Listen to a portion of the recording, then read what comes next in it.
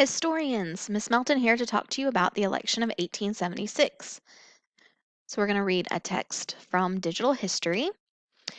The disputed presidential election of 1876. In the election of 1876, the Republicans nominated Rutherford B. Hayes, the governor of Ohio, while the Democrats, out of power since 1861, selected Samuel J. Tilden, the governor of New York. The initial returns pointed to a Tilden victory, as the Democrats captured the swing states of Connecticut, Indiana, New Jersey, and New York. By midnight on election day, Tilden had 184 of the 185 electoral votes needed to win. He led the popular vote by 250,000.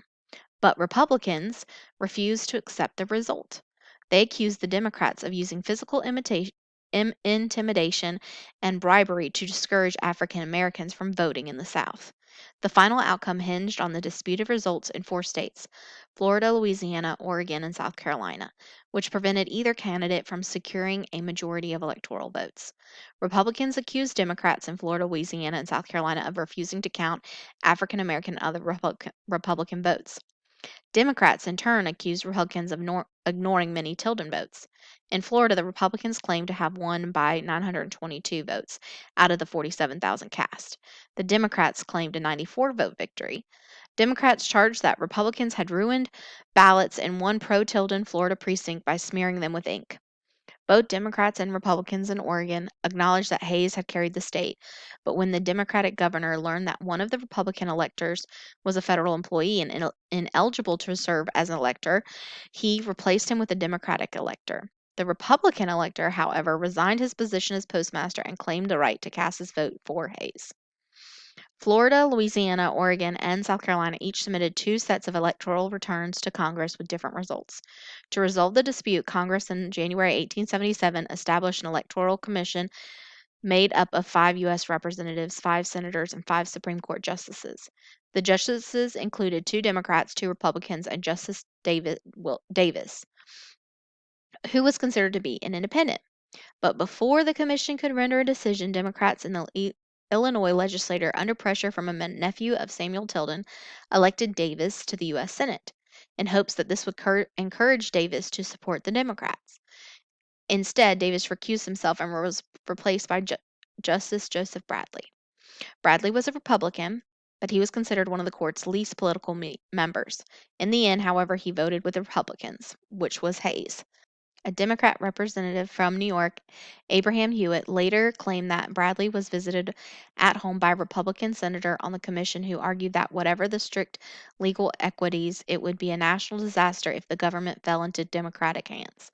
Which, remember, the Democrats were the Southerners, the Southern Confederates.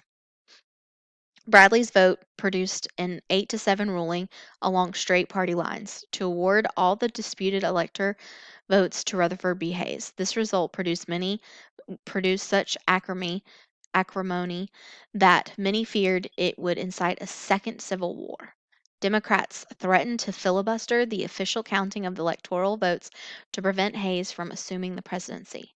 At a meeting in February 1877 at Washington, D.C.'s Wormley Hotel, which was operated by African American, Democratic leaders accepted Hayes's election in exchange for Republican promises to withdraw federal troops from the South, provide federal funding for internal improvements in the South, and name a prominent Southerner to the president's cabinet. When the federal troops were withdrawn, the Republican governments in Florida, Louisiana, and South Carolina collapsed, bringing Reconstruction to a formal end. Under the so-called Compromise of 1877, the national government would no longer intervene in Southern affairs.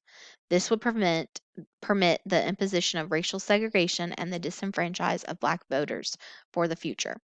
So some important key facts you need to know. The election of 1876 was very close. States were accused of not counting all votes, and Southern Democrats negotiated that the Republican Hayes would be president if military troops left the South, and they could have a prominent Southern Democrat on the president's cabinet and get money to help the South rebuild.